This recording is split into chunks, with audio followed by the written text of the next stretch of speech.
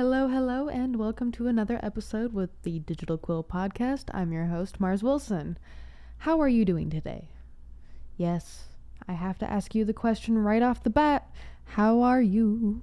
Tell us how you are in the comments below, because sometimes I feel like I'm talking to myself out here, folks.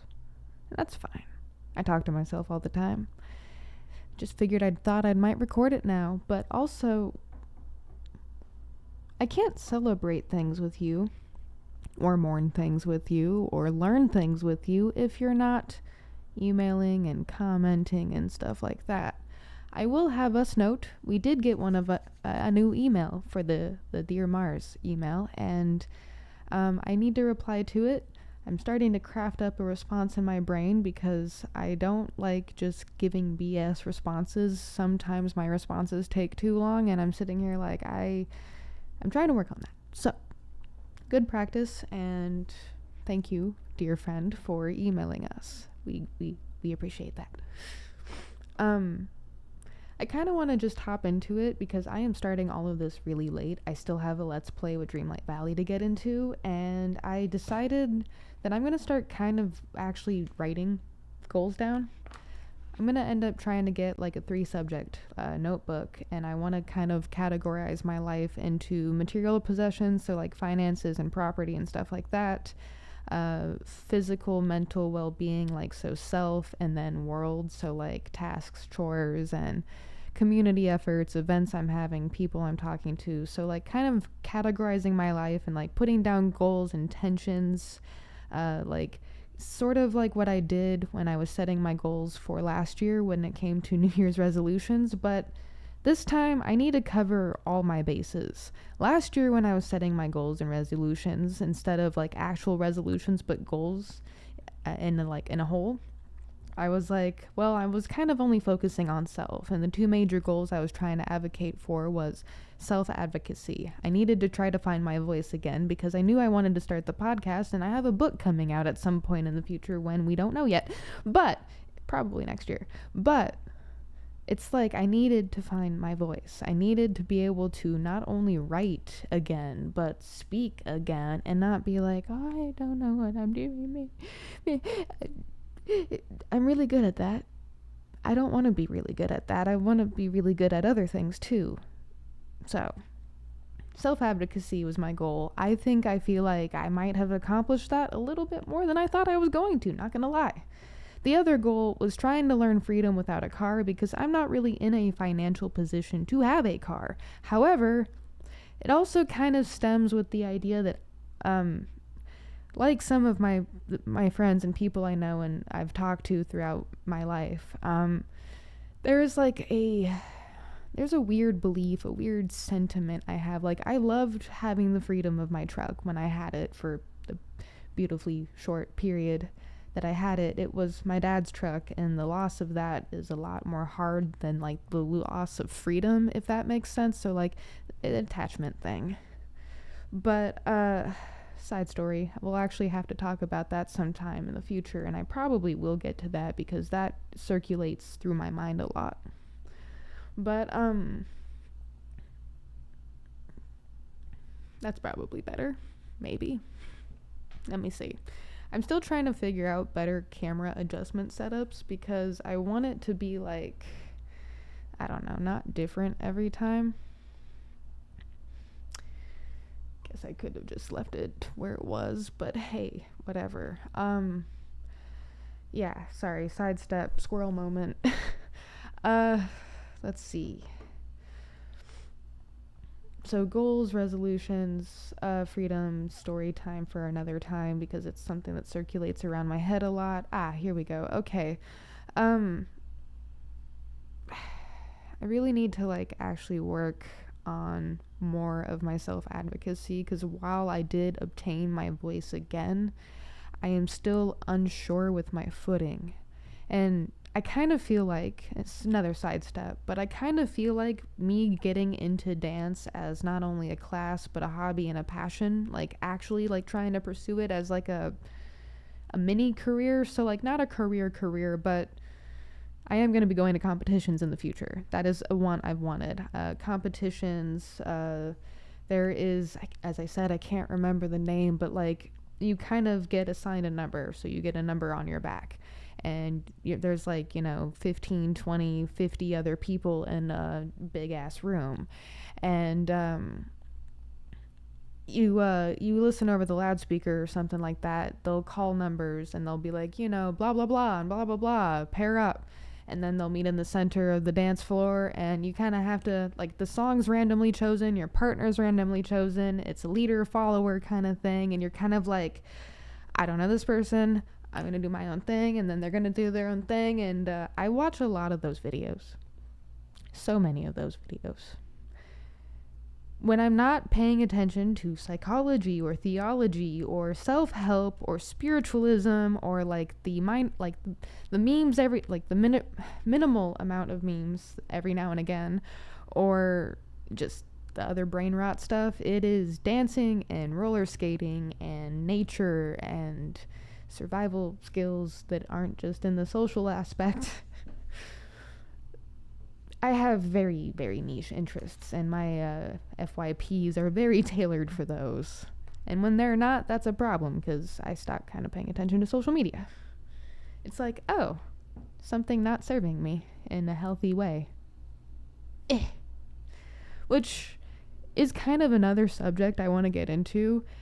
Even with healthy things to, like, pay attention to on your social media feeds, like, self-help or psychology, theology, like stuff like that, like educational or beneficial emotionally, physically, something ways of video watching, content consuming. I'm getting excited, so I'm tripping over my words. Gotta love ADHD for that. But, where was I? Circle back, and I lost it, kind of? No. There it is. I hate that word. Give me a second. I can compose myself enough to find the thought again, and it was about sidestepping again, except squirrel moment. I squirrel moment way too hard right there. Staring at the red notebook I want to write in isn't helping me. I should stare at you instead. Hey, how's it going? If you're watching the video currently,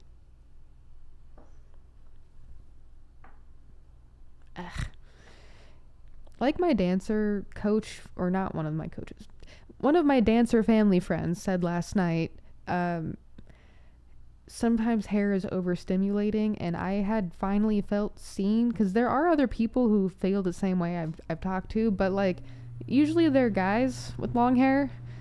Very rarely have I come across another girl who's like, yeah, my hair can be overstimulating sometimes, and I'm like, friend, you get it, yay.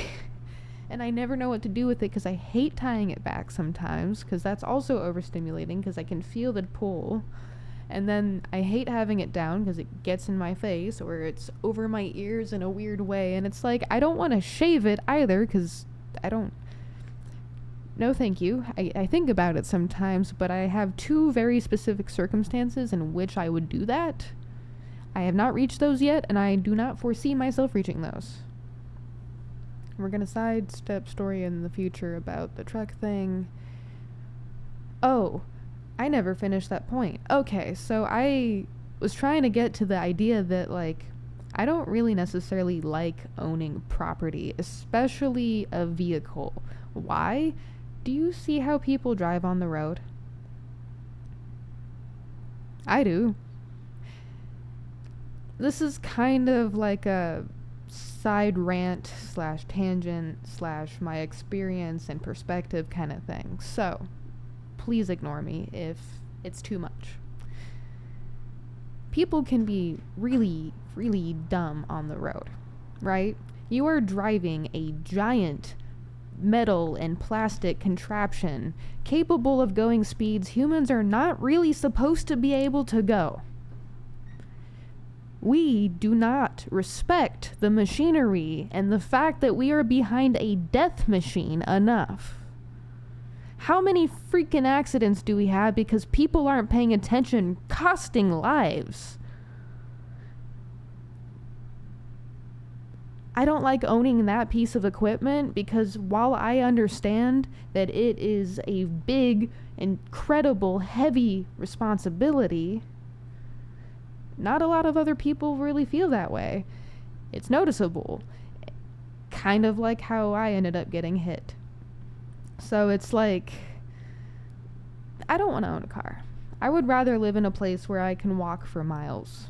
I have legs, and it's a lot nicer to take in the scenery, and I don't run the risk of putting someone's life in danger. There is a time and place, but we don't respect the machinery that we are gifted enough. It is my personal opinion. We do not respect the machinery that we are able and privileged to have. People 150 years ago could barely dream of that. Being able to go in less than an hour to a new place. You know how long that would take by foot or by carriage? A while. Having a car and you being able to use that piece of not only incredible machinery, but dangerous machinery is a fucking privilege. We need to respect that machine more because it is costing lives by not respecting that thing, that idea, that contraption, and the lives behind it. Sorry.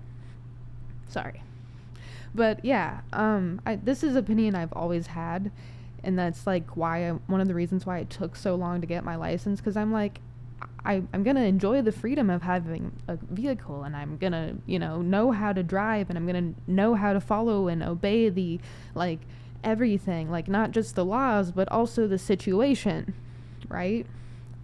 Because sometimes things are situational, right? You have to use discernment and understanding and awareness of your space, eyeballs and earballs and just the things probably you should, just use in general when walking through a jungle. 400 million years ago. Anyway. Next point. Oh, I actually have something kind of neat to share with you. That poem thingy the other day I was telling you about from the Unsealed, the letter poem thingy, the write a chapter or write to the door that is closed and tell us why you are happy that it closed or something like that. Solo desktop. Go to the Unsealed. I finally completed it within the time limit too. My letters. Oh wait, it was right there.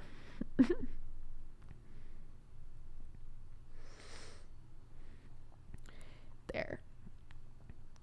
Also, I couldn't think of a photo to do in time for that, so it is just a placeholder, and I hate it. I actually had intended on using the Polaroid photo that I did with that weird TikTok online trend going on, where it's take a photo of your younger self and your older self and like have the AI thingy put you two together and like in a hugging way, but like with a Polaroid background, and the results are strange and creepy in a way, but also kind of cool. So just to recap, this was a unsealed letter contest to a writing community, or just community that's not really just about writing. It's about love and humanity and shared commitment of like just growth and prosperity. But just to recap, to the door that closed, I am happy you did. Sometimes rejection feels crushing in the moment. A job you didn't get, a dream you worked for that didn't happen, or a city you hoped to move to but couldn't. I know that one very much because, Vermont. I wish I could have moved to you when I was 18. But with time, those closed doors can reveal themselves as blessings, guiding us toward opportunities, people, and paths we were truly meant for. Write a letter or poem to a door that closed in your life. Share why you're grateful it did, you learned from it, and how it led you to something better. So, this is actually kind of within a theme.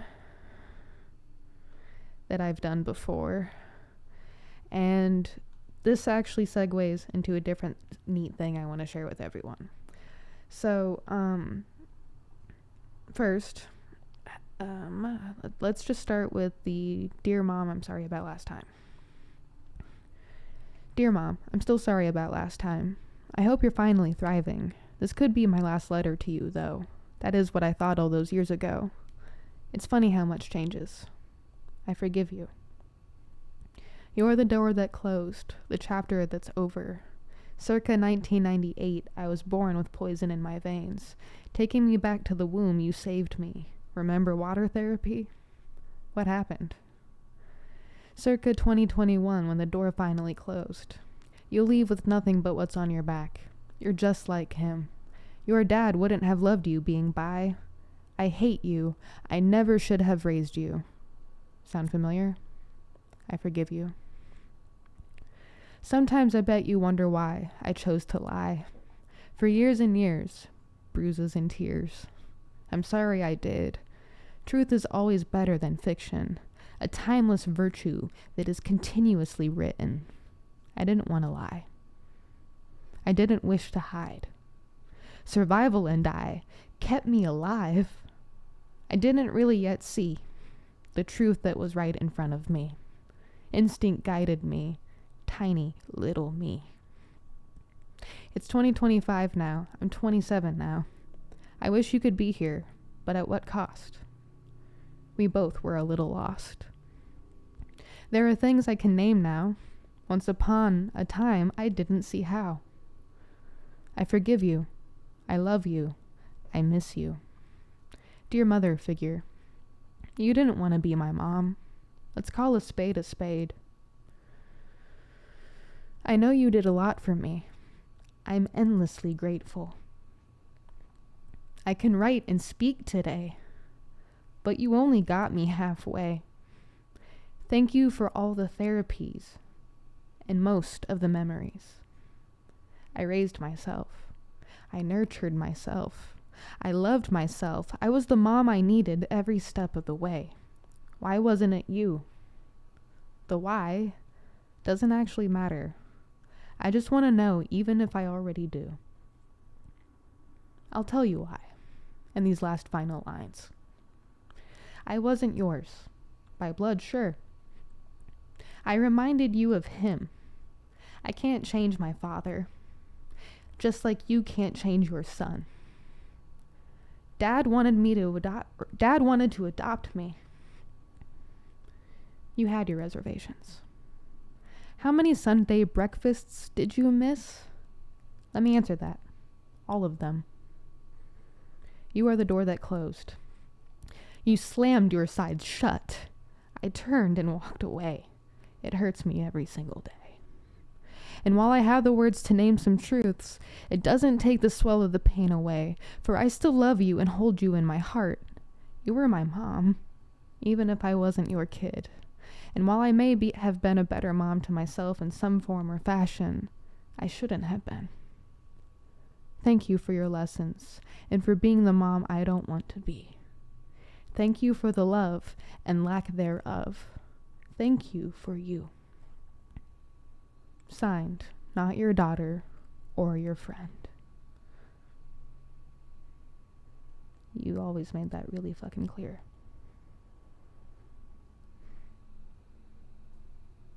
I genuinely wish that you would heal, because you deserve so much better than the life you are giving yourself, at least while I knew you.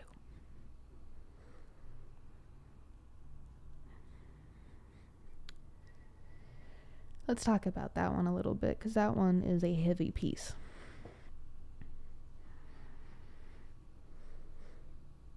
I know I've brought up a little bit of that story. How in 2021 I went no contact with my mom on my 22nd birthday. But the problem is by blood she wasn't my mom, she was my grandma. She was the first and only person I ever called mom. I guess that's not true. There are a lot of people throughout life I'm like, can I call you mom? Because mother figures are just as important as your caregiver, who is a mother or mom. It takes a sperm and an egg to be a parent, and also some other weird science stuff.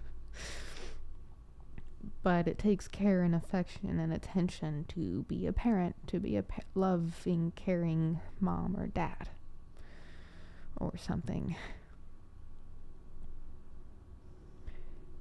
When I mean she only got me halfway is she did do a lot for me.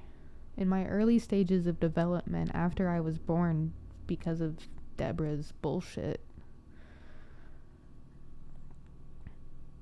if it wasn't for her, I probably wouldn't be where I am as a human. I wouldn't have had the foundation that I needed to continue with anything that I wanted to do or need to do or want to see, or just... That's always such a disconnect to me, because I think there's a lot of survivor's guilt around my early stages, because I was exposed to a lot of kids and other people who maybe didn't have it quite like I did. And yeah.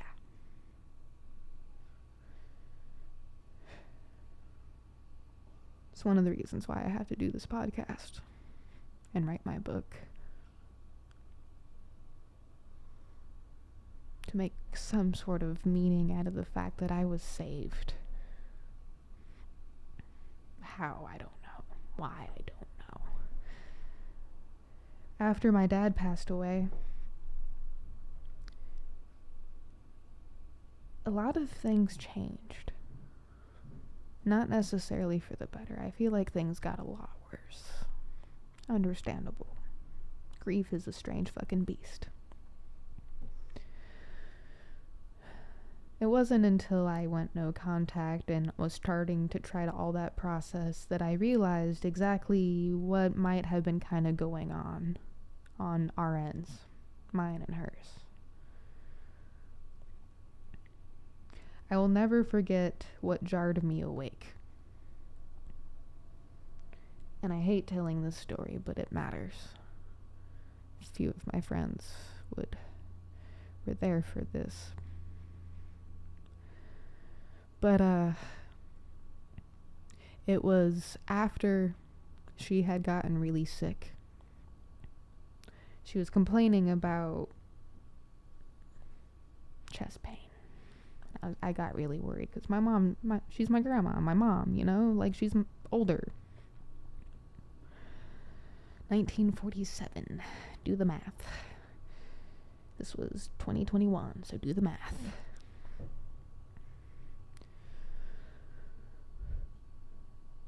That was February. I'm not really a typically pushy person, especially considering for most of my life she was so on top of everything. Like, I admire her even now with her ability for her to do her due diligence with bookkeeping and housekeeping, and just that woman in her prime was a fucking powerhouse. Like, I'm sometimes feel like I came along and ruined that, but I was a child. I had no say in coming along, so I didn't ruin that. But it doesn't feel like I didn't any less. To know how great she was, and then to see.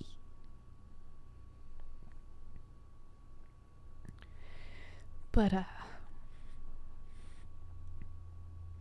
started pushing, because the last time her will and any of the paperwork that we would need in case something happened to her was around when my dad passed away, early high school. We hadn't really gone over anything. I didn't know anything. I didn't have access to anything. And her getting really sick, and the doctors telling us at the hospital, or her rather, because this was around the time we couldn't go in with her. The whole time I was just fucking sweating while she was back there.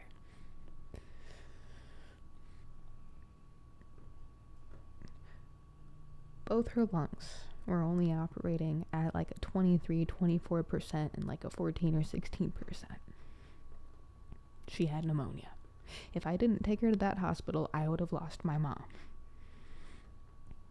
I had to make that decision. I had to drag her out of the house.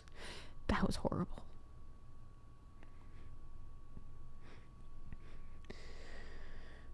I didn't have a car at the time. I had to call my partner at the time. And a couple months later, I push a little bit because I'm like, we need to get our ducks in a row. I need to make sure the ducks are in a row for my sanity. So I started pushing a little harder than I normally would have. And it's like a switch flipped. She starts screaming at me. I hate you, I hate you, I hate you. I never should have raised you, you fucking bitch. Screaming. And I had seen her this mad before at me. But this time it felt different. It felt real. And it woke me up. I sat there, I was taking it, and I was trying not to let it affect me because I knew she was just screaming, and I'm like, but are you though? So I took in the situation, I'm looking around, and I'm like looking at what I was trying to intend on doing because I'm just trying to get us into a better space, a better headspace, a better financial space, a better space in just general. And I'm trying to do this on my own. And I have my own issues I'm trying to deal with. And she's telling me, my caregiver, my mom is telling me she fucking hates me and never should have raised me. This, that, and the third. Something I've heard from her before, by the way, growing up. When she was comparing me to my biological father, the man I saw beat her within an inch of her life, who kidnapped me for 21 fucking days. I had to go for her sake, and I had to go for mine. It wasn't safe for either of us. For months I cried myself to sleep after that. And this was after my accident, too. After I lost my dad's truck. After I found out that he's the one that wanted to adopt me, not her. Found that out from a family friend who was there at the process. That was great.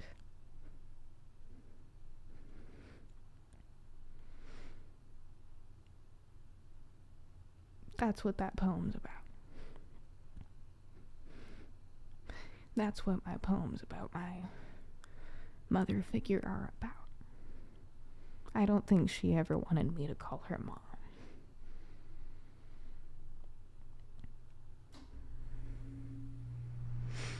So yeah. On to better news, though. I want to show you this because I'm gonna be in another show on the Unsealed. And I need to Unsealed. I think it was this one. Dear Self-Doubt. Yes. Okay, check this out.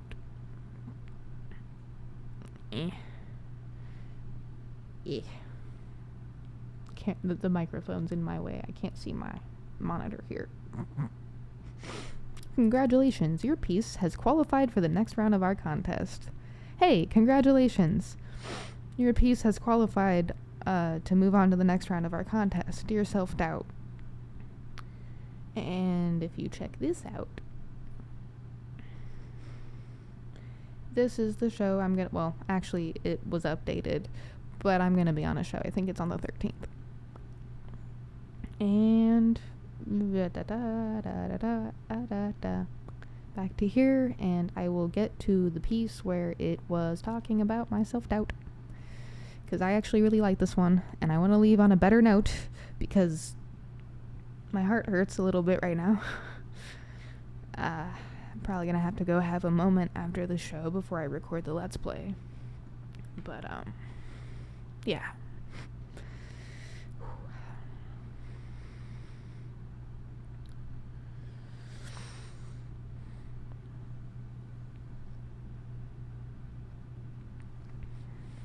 The challenge was to write a letter or poem to your self-doubt. We all have that inner voice that questions our worth, second guesses our dreams, It whispers fear into our hearts. It is time to confront that voice head on. Write a heartfelt letter or poem addressed directly to your self-doubt. Speak to it, challenge it, and tell it why it won't win. I really like this piece because, I had to identify that my self-doubt was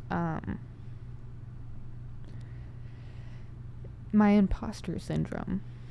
And once I kind of did that, I clicked the wrong thing yet again. I am so smart and totally paying attention to what I'm doing.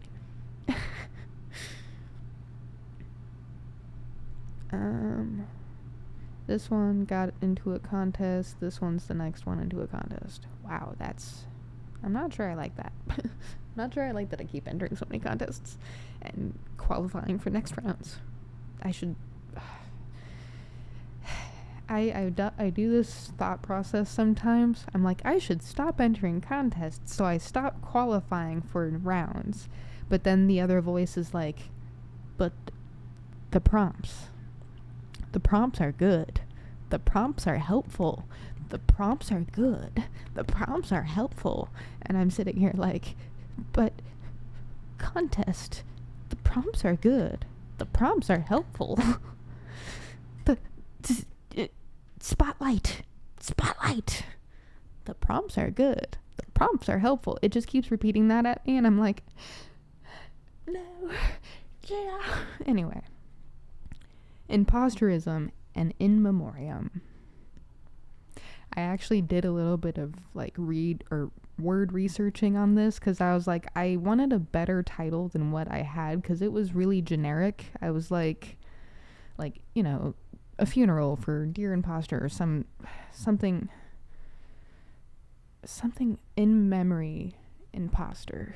I think that's what the original title was, but I looked at that and I'm like, I can do better. I can do it. So, imposterism and in memoriam. Dear imposter, you're... No. I need to say this shit with my chest. Hold on.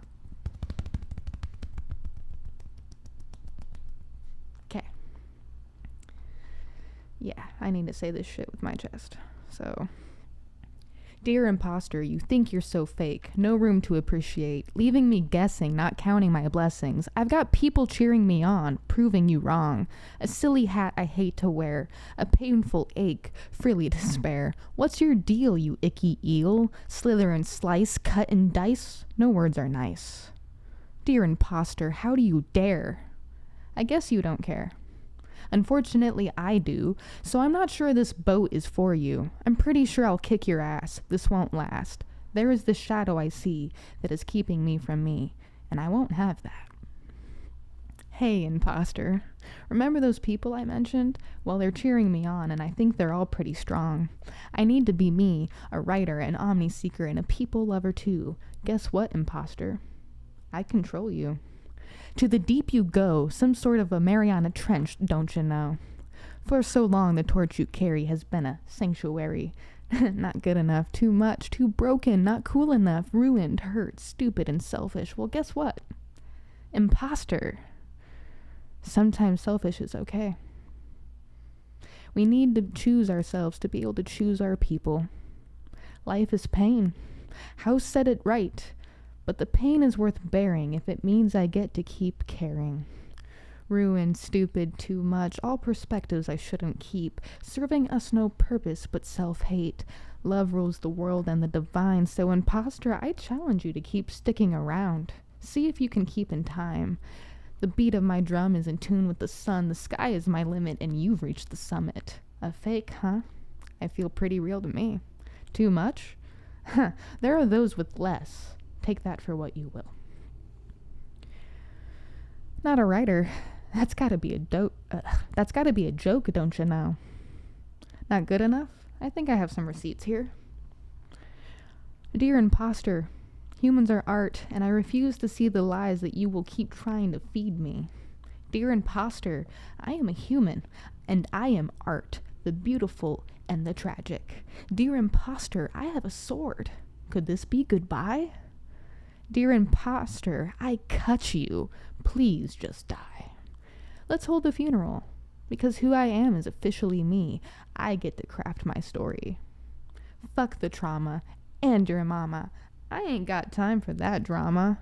This is my time with my sword in my hand, and with swift stripes I strike. I am a writer. Hear my decree. I am me, and let it be. Blessed be. And that was that. That was the next one that's going to be going into a contest. I don't like that it's doing that, but I actually kind of do, in a way, because that one is kind of a performative piece in a way. It has to have the voice, because I have to challenge the imposter's voice. I have to be like, hey, you, excuse me. No. That stage right there, go take that. Go. Because you have no space here. Imposter. And actually, one of my newer pieces echoes something, I think, from that piece. Let me see if I can find it real quick, because I've got people cheering me on. I think they're all pretty strong. I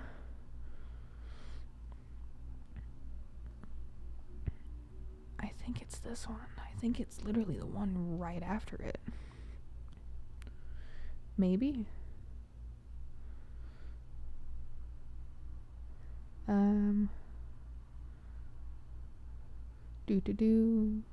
Actually, it was probably one before it.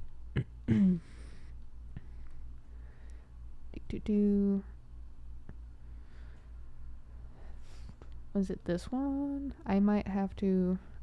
yeah, okay, so that line from Imposter... Go away. That line from Imposter and Imposterism and In Memoriam, when I said... When I said...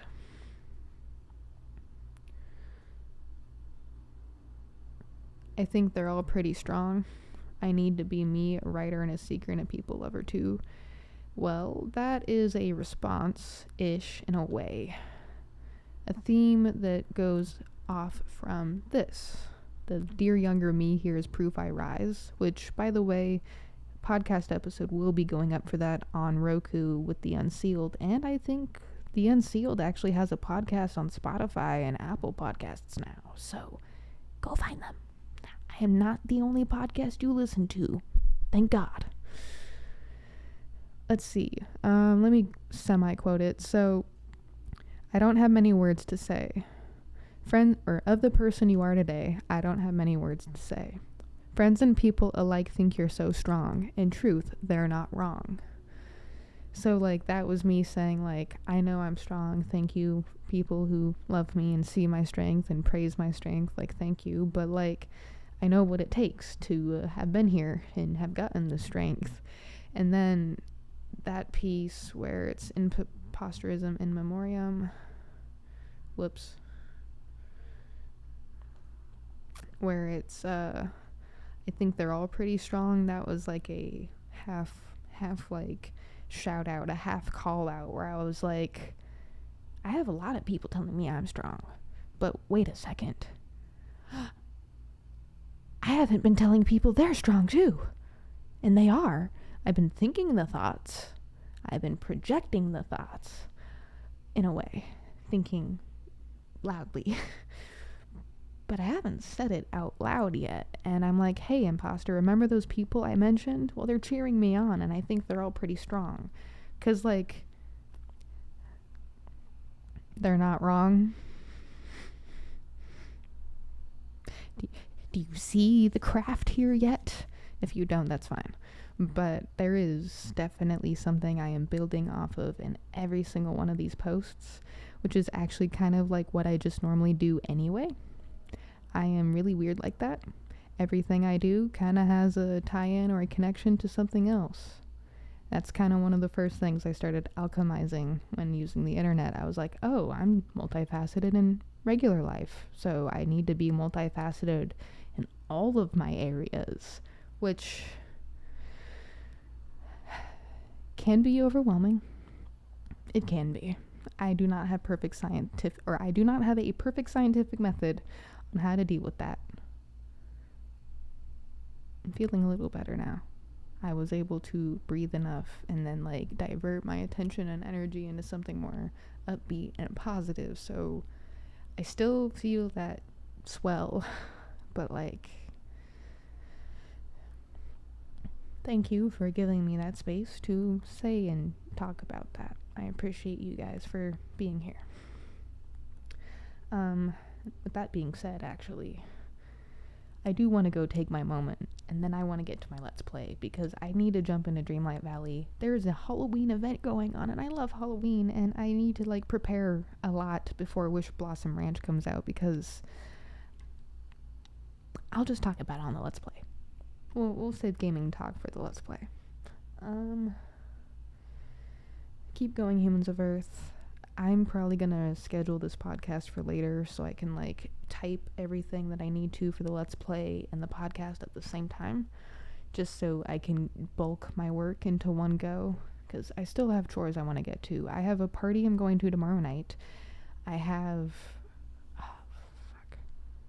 something happening on Sunday and Monday. Dance class for sure. There's like 3 or 4 other things I'm doing just this weekend alone. I need to go write those down. Oops. Today might actually be a chill day. I think I've been having it in my head that I've labeled this Friday specifically as Fun Friday, where I'm kind of just like not worried about my deadlines and schedules too much, because like there aren't any pressing deadlines for anything. Like, could I work a little harder? Absolutely. But it's Fun Friday. You know, it's laid back. I'm wearing my slippers and my matching jumpsuit thing. It's Fun Friday. Keep going, Humans of Earth. Be safe. Thank you to the human that emailed me. I will respond to you soon. Let's see. Oh, one of my other new human friends showed me a lot of their coding stuff. I'm gonna try to get to a point where I can show you guys that myself. Actually, it is just a website, and they did share the link with me, and it is really cool. I could just screen share like I do here anyway, and I'm gonna get their permission first, and then we'll see. But yeah, I have some cool stuff to show you, and, you know, courtesy of the humans who exist on this planet who are doing things. Much appreciated. I hope you guys keep doing things. Alright. Brain is frying and melting all over the place, so, bye. Thank you for your time.